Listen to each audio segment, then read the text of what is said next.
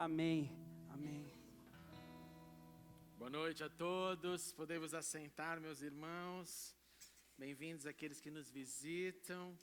Seja sempre bem-vindo. Faça daqui a sua casa. Estão gostando do frio? O inverno tá legal?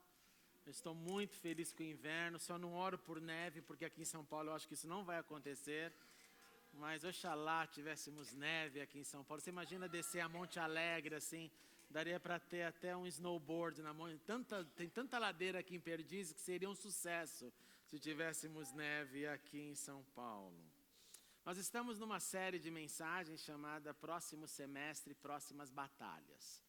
Nessa série nós estamos pensando e analisando algumas batalhas da Bíblia, aprendendo com elas, estudando também sobre exemplos de como homens de Deus lidaram com as suas lutas, a fim de que possamos aprender com isso e nos preparar para a próxima estação, que certamente virá uma estação com muitas alegrias, também com muitas lutas, porque esta é a vida. Nós vivemos assim, lutando, celebrando, conquistando, às vezes perdendo também.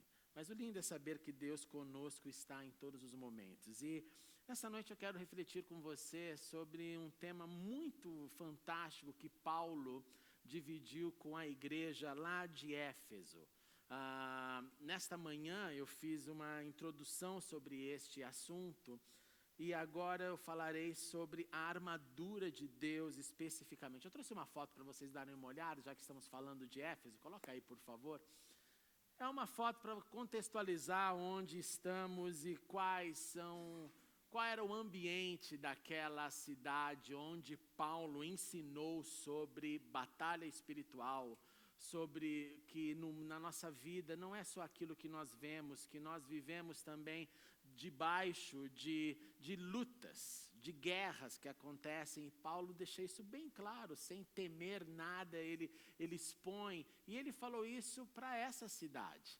Aqui você tem algumas fotos ali com aquele céu azul, aquela é a biblioteca lá de Éfeso. Depois ao lado dela você tem a rua principal que chega até esse teatro. Embaixo você tem a rua que chega ao teatro e o teatro. Esse teatro, para você ter uma ideia, tinha 25 mil lugares. Éfeso era um lugar de grande cultura, Éfeso era um lugar de estudo, Éfeso era um lugar que tinha sindicatos, por exemplo, de ourives, de gente que mexia com ouro e prata. E para você entender um pouco o problema que a Bíblia nos fala sobre o contexto de Éfeso, chega um momento que Paulo está lá pregando, e Paulo começa a convencer as pessoas que não existia outro Deus, que não tinha por que o povo acreditar em deuses feitos por mãos humanas. É o que Lucas vai nos falar no livro de Atos. E quando Paulo começa a convencer as pessoas começam a parar de comprar os seus amuletos, os seus santinhos, porque Éfeso era o lugar que você ia para comprar no mínimo a estátua da deusa Artemis, ou chamada Diana. E isso movimentava um comércio financeiro muito grande. Então, quando o comércio começa a cair, nos diz Lucas que o sindicato ali se reúne. O líder dessa conversa se chamava Demétrio, a Bíblia nos diz que ele era um desses ourives, e ele começa com um discurso dizendo: olha, nós estamos vivendo um problema por causa desse Paulo. Porque não só nós estamos deixando de vender os nossos santinhos, mas nós vamos perder a reputação. A nossa padroeira vai cair em descrédito. As pessoas vão parar de adorar. Todas as províncias da Ásia que vêm até aqui, inclusive, vai acabar a sua majestade. Para você ter uma ideia, quando essa conversa liderada por Demétrio começa então a borbulhar na cabeça do povo, em pouco tempo nos diz Lucas que a cidade inteira estava tumultuada. Para complicar a situação, porque em todas as manifestações, geralmente nós temos aquele que sabe porque está manifestando, aquele que foi para lá porque um amigo chamou e aquele que não tem nem ideia do que está fazendo lá. Constantemente a gente vê isso na mídia hoje, né? Pessoas sendo entrevistadas: o que você veio aqui protestar contra? A pessoa não sabe, o que está fazendo lá. E naquela época não era diferente. Então você imagina uma multidão crescendo, crescendo, crescendo, e aí a Bíblia nos diz que eles vão para aquele teatro. Eles vão para aquele teatro, volta a falar, estamos falando de um teatro que cabe 25.000 pessoas. E eles entram naquele teatro e aí, de repente, chega um cara lá que se torna o bode expiatório do negócio, colocam ele para frente, Alexandre resolve isso. Quando olham para esse Alexandre era um judeu. E aí a situação de quem não sabe o que está acontecendo com aquele que foi chamado, mas também não sabe qual é o problema, só de olhar para alguém e imaginar que então era um problema com um judeu, já um antissemitismo desde aquela época, causa um tumulto ainda maior. E Lucas nos fala que essa multidão ali naquele teatro, por cerca de 2 horas, você imagine o transe, ficaram gritando, grande é Artemis dos Efésios. Você consegue imaginar? É como se estivesse num estádio e todo mundo gritando. E, gente, isso aqui, o som lá desse teatro é uma acústica impressionante. Grande é Artemis dos Efésios, grande é Artemis dos Efésios. Até que chega um líder da cidade e fala, peraí, gente, o que está acontecendo? Aqui não está dando para entender qual é o problema. Se os ourives da cidade têm alguma queixa, que eles vão para o tribunal, dirijam-se ao tribunal, coloquem as suas queixas, então eles serão ouvidos, mas não dessa forma, não com essa bagunça. E aí Lucas no capítulo 19 diz então que eles encerram a assembleia depois de todo esse tumulto. Paulo, logo na sequência, percebendo o clima que estava tremendamente hostil, é dirigido por Deus e aí logo depois ele vai partir por uma outra cidade e continuar a sua obra missionária. Mas é só para dar para você o feeling de que é uma cidade que se alguém fala alguma coisa contra a sua mística, a sua magia, os seus encantamentos, a sua padroeira, eles saem para brigar, mesmo sem saber pelo que estão brigando exatamente. Esse era o contexto de Éfeso. Então, uma cidade que vivia com seus bordéis abarrotados. Na cidade de Éfeso, você pode andar por ela e olhar pelo chão. Você tem até inscrições, dizia literalmente no chão, olha, daqui a tantos passos você vai se encontrar na casa do amor. Com escultura de mulher no chão. Entre essa biblioteca e o bordel, encontraram um túnel. A pessoa entrava, falava para a esposa, eu vou lá ler um livro, e acabava no bordel do outro lado. Então é uma cidade maluca, e como eu disse essa manhã, com seus amuletos, com as suas palavras sagradas, com a sua invocação de espíritos, tudo isso fazia parte do contexto da vida da igreja que lá viveu, que lá adquiriu uma maturidade, que lá cresceu, que lá também dialogou com a sociedade. E aí, nesse contexto, Paulo olha para as suas ovelhas e diz, olha, eu preciso dar uma instrução para eles sobre a vestimenta de um cristão. Primeiro, eu quero chamar a tua atenção sobre a vestimenta física. Você sabe disso e eu também, que a nossa vestimenta meio que determina a nossa personalidade, o que nós expomos para o mundo, não é verdade? O seu jeitão, que começa do seu cabelo até o sapato que você usa, dá uma informação para quem vê. Quando eu tinha cabelo comprido, todo mundo falava que eu era o diabo de guitarra dentro da igreja. Essa, no final dos anos 80, era assim. Se eu tivesse cabelo comprido, você achava bonito? Obrigado, irmã. Obrigado, pelo menos alguém me amava. Mas era porque a pessoa olha e fala, pô, é um estereótipo. Cada um tem o seu, cada um tem a sua forma de ser. Então, a sua roupa, o seu visual, a sua vestimenta diz um pouco a seu respeito. Não diz tudo a seu respeito. Diz um pouco a seu respeito. Paulo pega essa ideia, que é real em toda a história, e fala o seguinte, olha, Efésios, eu quero falar para vocês sobre uma outra vestimenta. Eu quero falar para vocês sobre uma vestimenta espiritual, que vai definir, preste atenção, não o seu estereótipo, mas a sua identidade espiritual.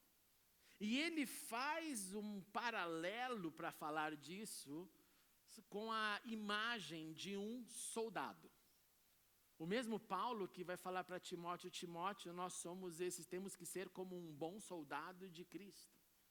Nós que temos sim um general que nos chamou para uma guerra e nós então não nos envolvemos com outras coisas dessa vida, nós mantemos a nossa atenção. E ele começa então a falar sobre essa armadura. E esse é um texto conhecido.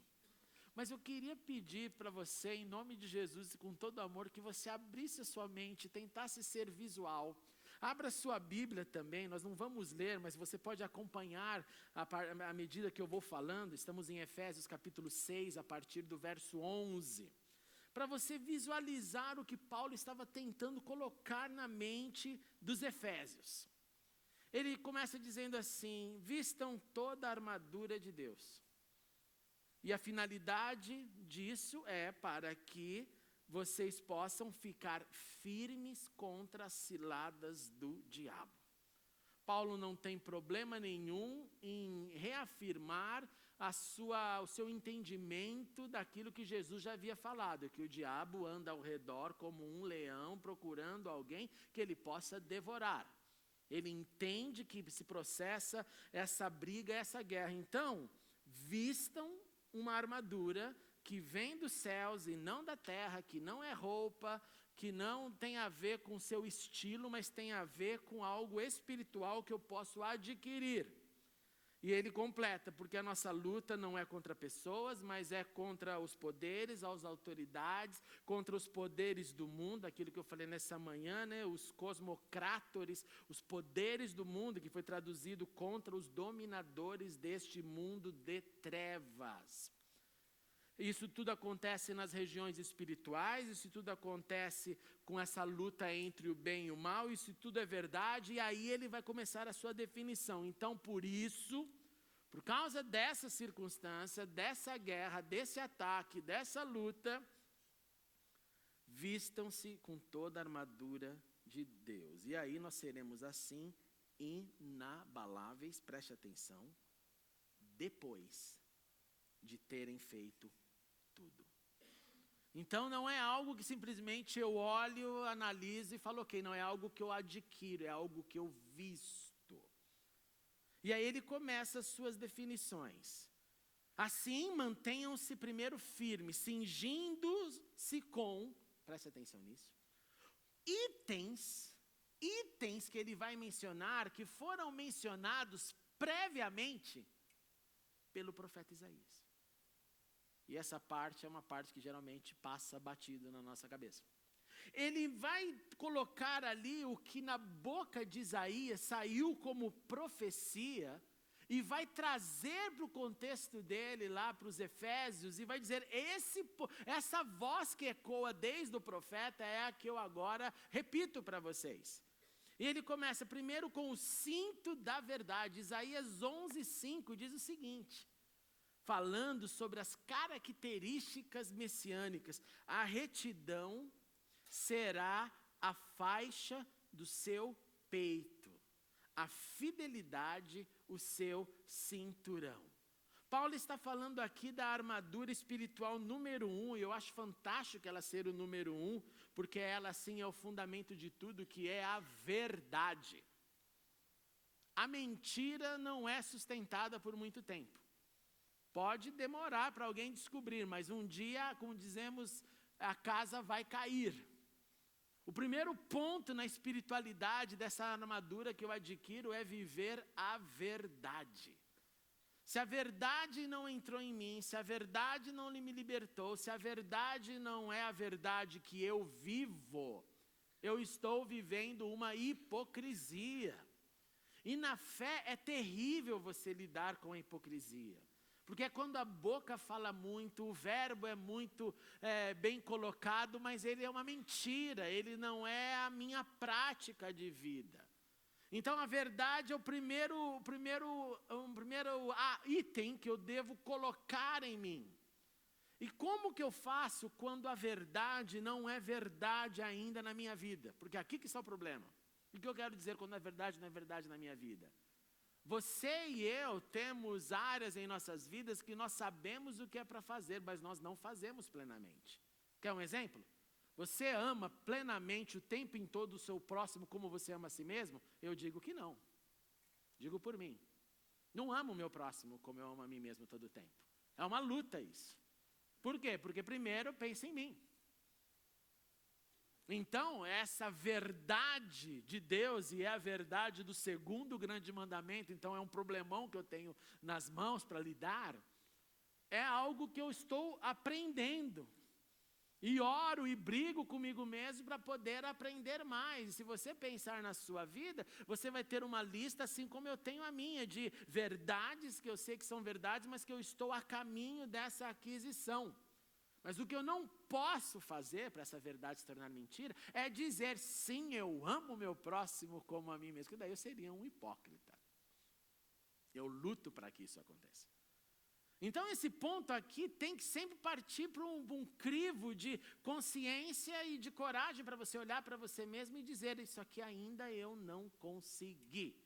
Você tem 30 segundos para dizer para quem está aí com você o que você ainda não conseguiu. O que você ainda não conseguiu? Lista de pecados, vai lá, pega umzinho aí leve. Essa é a hora que se você não tiver resposta, que daí o primeiro pecado é a cegueira. Você não está vendo, você não está enxergando, nem na espiritualidade. Não sei. Então é a cegueira. Entenda então que isso que você citou, que isso que você pensou, ou mesmo que não conseguiu pensar por causa do choque do momento, é o que você tem que lidar como uma verdade em aquisição. Você está a caminho de, e não pode desistir no meio, mas você não pode dizer que é. Porque se você disser que é, você vai estar afirmando algo que não é verdadeiro. Então o cinto da verdade significa, olha, eu vou lutar por essa retidão, por essa verdade. E aquilo que não for ainda verdade na minha vida, eu vou lutar para que eu melhore e cresça. Segundo item é a couraça da justiça. Mais uma vez, Isaías 59:17, usou a justiça como couraça, é que diz o profeta. Jesus, quando fala de justiça, ele fala, bem-aventurados, mais que felizes são os que têm fome e sede de justiça, pois eles serão satisfeitos. A armadura espiritual que Paulo está dizendo é nós temos que ter um senso de justiça, mas preste atenção porque aqui é um problemaço. O cara fala assim, olha, me fecharam no trânsito, eu vou correr atrás desse cara e vou xingar porque eu gosto de justiça, eu vou fazer justiça para mostrar que ele está errado. O princípio aqui é o seguinte, é justiça da vida do justo. É a vida do justo em justiça. Não é a promoção da justiça, porque não está nas nossas mãos promover justiça em todos os momentos e áreas. O justo viverá pela fidelidade que crê ou pela fé. Então esse é um padrão que eu tenho na minha vida, que aqui é uma couraça, o exemplo, imagina então aqui o soldado, aquilo que vai no peito para proteger contra lanças, contra flechas. E essa é o meu senso de que eu estou protegido, eu não vou reverberar aquilo que a sociedade faz ou fala. Eu vivo como um justo. E justo, meus irmãos, é o maior adjetivo que o Senhor pode dar para alguém. A gente começa lá com Noé, que ele era um justo. E depois dele vira padrão repetitivo na Bíblia, tanto dos profetas quanto do Novo Testamento. O justo, o justo, o justo. Quem vai habitar na presença de Deus? É quem é justo, é quem é íntegro, é quem não mente, é quem não empresta com juros, é quem não aceita suborno. Tem tudo a ver com integridade. Então Paulo vai montando a sua armadura. Primeiro eu vivo na verdade e no alvo dela daquilo que eu não consigo ainda realizar plenamente. Eu vivo como um justo. Eu não aceito nada que quebre a minha consciência de que eu tenho que viver promovendo a justiça. E não fazendo a justiça com as minhas mãos, mas promovendo através do meu exemplo, da minha vida. E aquilo que depende de Deus, eu peço a Deus para que Ele sim faça a justiça. Lembra Paulo escrevendo aos Coríntios? Ele diz para os irmãos lá de Coríntios, o negócio é o seguinte, gente, vocês estão o tempo inteiro aí processando o outro, vocês não sentem vergonha disso? Vocês levam para os tribunais causas uns contra os outros, esquecendo que vocês que são santos, que vão julgar a terra. Que vergonha, shame on you. Querendo dizer, não queira você fazer, entregue nas mãos de Deus, ou que haja na comunidade dos santos, pessoas que possam ajudar um ao outro a resolver pendências. Então não sou eu que vou fazer justiça, mas eu que vou viver como justo. Essa é a minha segunda armadura. Terceira, tendo os meus pés calçados com a prontidão do evangelho da paz. Aí Isaías é escancarado de uma maneira linda, né? Porque no capítulo 52, 7 diz o seguinte: como são belos nos montes os pés daqueles que anunciam boas novas. O que significa evangelho, meus irmãos? E que proclamam a paz, que trazem boas notícias, que proclamam salvação, que dizem a Sião, o seu Deus reina. Essa armadura nos fala sobre um ato proativo que temos que ter na nossa vida, promovendo boas notícias, promovendo o evangelho da paz. Evangelho da paz é quando eu sou instrumento de Deus para pacificar as situações que estão ao meu redor.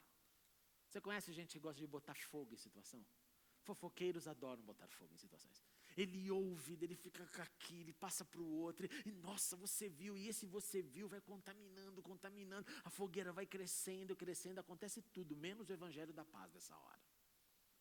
Ele está dizendo que é parte da minha armadura o dividir a paz. É parte da minha armadura espiritual a proclamação de boas notícias, evangelho. Boas notícias, evangelho da paz significa boas notícias da paz. Boas notícias que vão trazer pessoas para se estarem unidas e não separadas, juntas e não divididas. Essa armadura é interessante porque ela é proativa não no sentido de um ataque, mas de uma influência. E ele olha para isso e fala, Efésios, isso é uma armadura. Por que, gente, a proclamação do evangelho da paz é parte da nossa armadura? Por quê? Porque se você vive a verdade, se essa é a verdade dentro de você, se você vive como um justo, o ponto óbvio é proclamar o que você vive. Porque o contrário disso seria eu vivo só para mim. E quando eu vivo só para mim, eu não exponho aquilo que falta em mim. E eu não exponho ao outro o que falta nele. Então é uma consequência.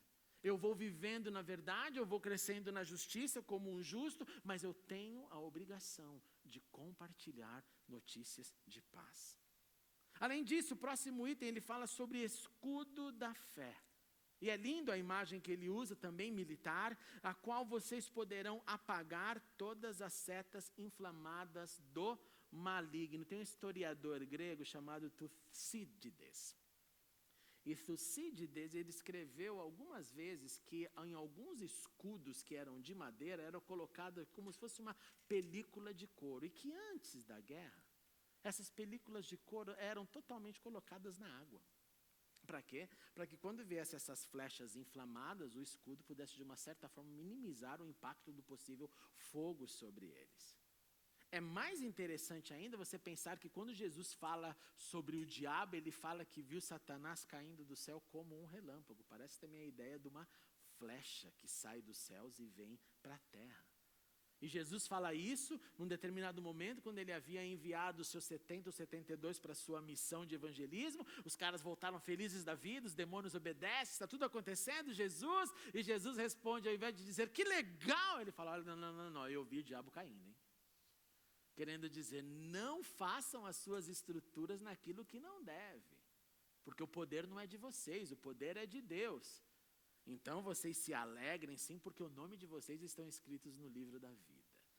Então, quando o profeta Isaías também citou isso em Isaías 21:5, levantem-se, olha que palavra chocante, levantem-se líderes e preparem os seus escudos, Isaías 21:5. Ele está dizendo que eu tenho nessa armadura minha espiritual um componente que não é só um componente de defesa, que como um item que eu seguro, mas é algo que é manifestado. E qual é esse componente? É o componente da fé.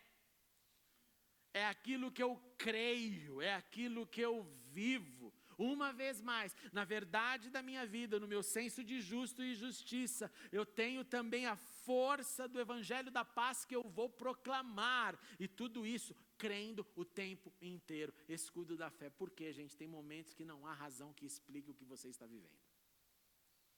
Você já viveu um momento que não tem razão? Não tem como você fechar a matemática, não tem como você fechar a história. Você não entende o porquê isso aconteceu, o porquê aquilo ocorreu comigo. Eu não fiz nada para merecer isso, ou eu não fiz aquilo. Você olha para a vida de todo mundo, você faz comparações, mas com ele não aconteceu, desgramado, tinha que ser com ele, não comigo. A gente faz tudo isso. E o que nos sustenta nessa hora é fé. É uma fé que nos protege. Protege-nos primeiro. Sabe quem é o nosso principal inimigo? É você. O principal inimigo sou eu. Depois vem o carcará e todos aqueles outros. O primeiro sou eu. Então quando eu creio, eu falo, Senhor, proteja-me para que eu não invente histórias que o Senhor não disse. Para que eu não decida rumos que Ele não decidiu. Quando eu paro de crer, eu começo a ver que no final do túnel vai ficar mais escuro. Quando eu creio, eu vejo luz no fim do túnel. Quando eu creio, eu sou protegido de vozes, de sintomas, de direcionamentos, de palavras. Quando eu creio, eu olho para os céus e falo, Senhor, eu creio que tudo coopera para o meu bem. E isso é proteção, por isso que é escudo. Isso não vai deixar minha mente entrar nesse abismo do incerto, que me frustra, que me leva na incerteza da vida. Não, vai me levar na única certeza, eu sou o teu Senhor. Os meus dias são teu, Senhor. O que eu fizer nessa vida depende do teu querer. Se eu vou viver 1 ou 100 anos, não importa, eu sou o teu Senhor. É isso que nos protege. É isso que nos dá essa condição de ver os dardos inflamados. Perceba isso, mesmo com essa fé, com esse escudo, isso não significa que os dardos não virão. Mas ele estará encharcado não de água para apagar fogo, mas de poder de Deus, para nos livrar de todo mal. O próximo item, ele fala sobre o capacete da salvação, cabeça, mente. Isaías também disse isso no capítulo 59, 17, dizendo, pôs na cabeça, literalmente, o capacete da salvação. Santo profeta, por isso que ele é chamado profeta evangélico. Ele já falou quase tudo, de tudo aquilo que é repetido posteriormente. A armadura espiritual aqui é a consciência da salvação. É o que Jesus disse para os discípulos. Não fique alegrinho porque tem diabo obedecendo, mas se alegrem porque você não tem medo de morrer, o seu nome está no livro da vida. Não se alegre por nenhuma outra área, por nenhuma outra coisa. Coloque o foco na tua salvação. Quando eu coloco o foco na minha salvação, eu vivo pacificado. Se é que estou aproveitando essa pacificação da salvação que recebi para viver a verdade, a justiça, o evangelho da paz, que é proclamado, que eu vivo com a absoluta certeza de que eu não perco nenhuma oportunidade e que eu tenho fé que me protege. Quando eu penso então nessa ideia de salvação na minha mente, é uma forma de viver olhando para a vida, com a certeza de que mesmo que eu enfrente grandes dramas, e eu amo essa expressão, só dá para falar no inglês, it's well with my soul, it's well. Está tudo bem com a minha alma, está tudo bem. Não há problema que o Senhor não vá me ajudar a vencer. Essa consciência de salvação não é só a ver com a alma, mas é a salvação de tudo aquilo que eu enfrento. De tudo aquilo que está diante de mim, eu falo, Senhor, salva-me. É a hora que eu olho para os céus e grito, Hoshianá, Hosana, salve-me, Senhor, e salva-me agora. Para Paulo isso é uma armadura, para Paulo isso é uma forma de viver, para Paulo isso é uma identidade, é uma roupa. E ele fala também sobre a espada do Espírito, que é a palavra de Deus. Isaías 49:2 diz: Ele fez de minha boca uma espada afiada, na sombra de sua mão Ele me escondeu. Essa armadura espiritual importante, que tem a ver sim com ataque, nos fala sobre a autoridade espiritual provinda da palavra de Deus e do poder do Espírito em nós. É aquilo que tem que sair do nosso coração, e pelo coração estar cheio da palavra, sai pela minha boca. Essa expressão, então, que a boca fala do que o coração está cheio, tem que ser para a gente uma expressão de um coração cheio da palavra dele. Cheio dos tesouros que nós acumulamos do Senhor. Então eu posso falar, e essa espada na minha boca, ela traz uma finalidade dessa palavra que é falada por mim e por você. E para Paulo isso sim faz parte do armamento, porque é com a boca que eu comunico. Sabe quando você conversa com alguém e a gente costuma dizer: nós estamos com um problema de comunicação, porque você não está entendendo o que eu estou falando. Controlar a língua é um dos maiores dons da vida. Controlar a fala, dizer o que deve ser dito na hora certa. Quem é casado há muito tempo tem esse dom. Tem esse dom. Por quê? Porque conseguiu por muitos anos equilibrar essa fala, temperar essa fala. Porque se dissesse tudo o que queria e que quis o tempo inteiro, tem uma hora que ninguém aguenta esse negócio. Então quando você ouviu de alguém falando assim: eu falo o que eu quiser porque eu sou honesto. Não, você é burro, cara. Porque ninguém tem que aguentar ouvir do outro tudo o tempo inteiro. Você está impondo a sua ignorância, o seu empacamento. Você tem que parar, se tornar manso, repensar nas suas palavras e colocá-las de forma adequada. E tem algumas que você não pode dizer. Tem outras que você vai só pensar, e na hora que ela estiver saindo, porque a palavra ela fere, não fere? Tem palavras que destroem.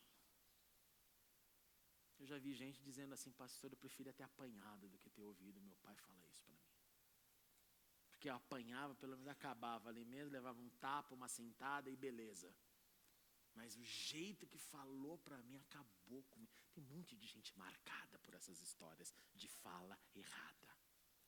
Tem uma série de pessoas traumatizadas com o que ouviu. A palavra tem que ser uma palavra do Espírito. Uma palavra que adiciona. Não significa que ela é sempre dizendo: filhinho, queridinho. Não, tem hora que ela é mais firme, ela é mais forte. Mas a intensidade dela é para correção no amor. E não para atacar ninguém simplesmente pelo ato de atacar. Por último, Paulo conclui o seu armamento agora não com um item para ser colocado vestido na sua ilustração, mas como um comportamento para esse soldado com essa armadura realizar. E o comportamento é: orem no Espírito. Olha que bonito. Em todas as ocasiões. Orem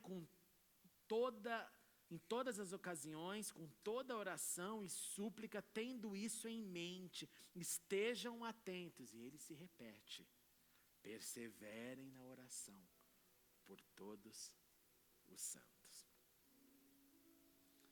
O detalhamento que Paulo deu para os Efésios, meus irmãos, sugere a nossa necessidade de olhar e prestar atenção nas nossas vestimentas espirituais. Esse detalhamento nos fala de um cuidado, de uma proteção necessária para que a gente encare as próximas batalhas dos próximos dias e do próximo semestre. É um pouco aterrorizante, sim, pensar que nós não temos nem ideia do que vai acontecer nos próximos 6 meses até o Natal. A gente não sabe. Mas é tão gostoso saber que, se estivermos vestidos adequadamente, nós venceremos com a verdade, com a justiça, com o evangelho da paz. Nós venceremos com a proclamação dessas boas notícias. Nós teremos a fé para nos proteger, nós teremos uma palavra temperada do Espírito.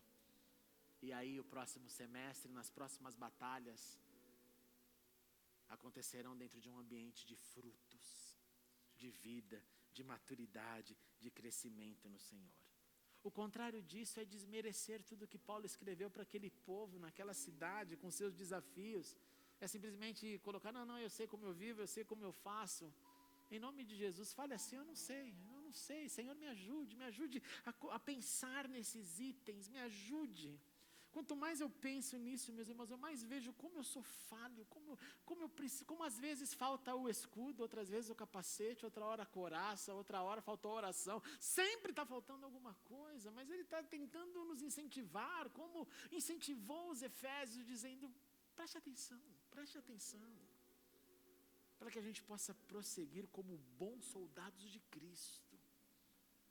Porque se nós não estivermos vestidos com isso que vem de Deus, vai sobrar só a identidade física, de novo, do cabelo aos pés, daquilo que você transmite com aquilo que você é, daquilo que eu sou. Mas nós somos mais do que isso. Nós somos lavados pelo sangue do Cordeiro. E eu quero te encorajar nesse próximo semestre. Pense na armadura que você está usando. E você vai ver que com ela vai ficar mais fácil para viver.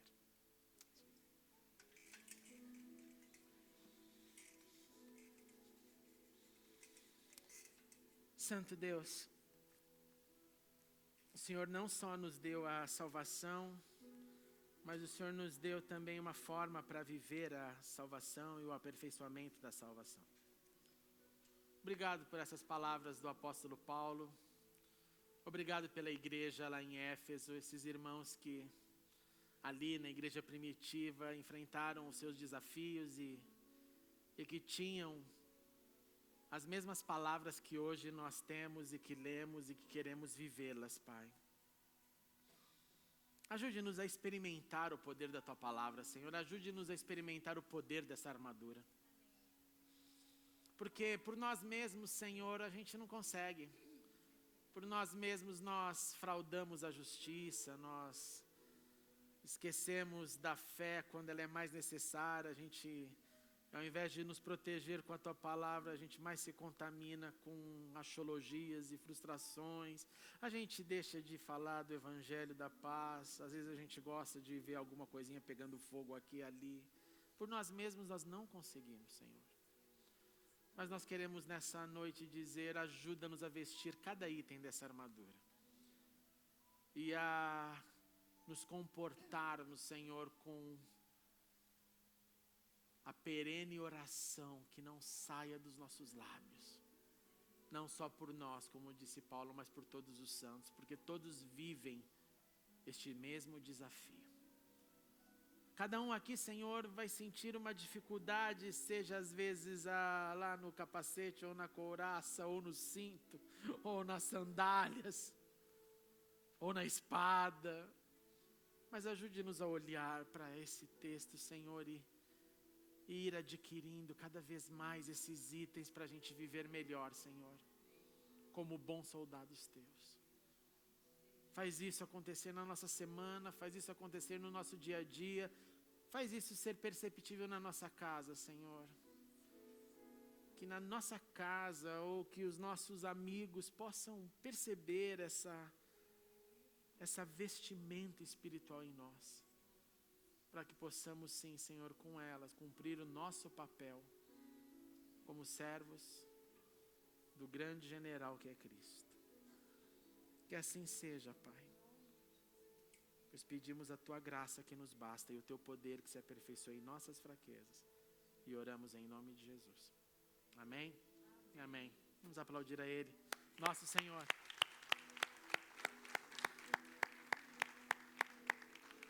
Aproveite para dar um abraço no seu irmão, na sua irmã, com carinho.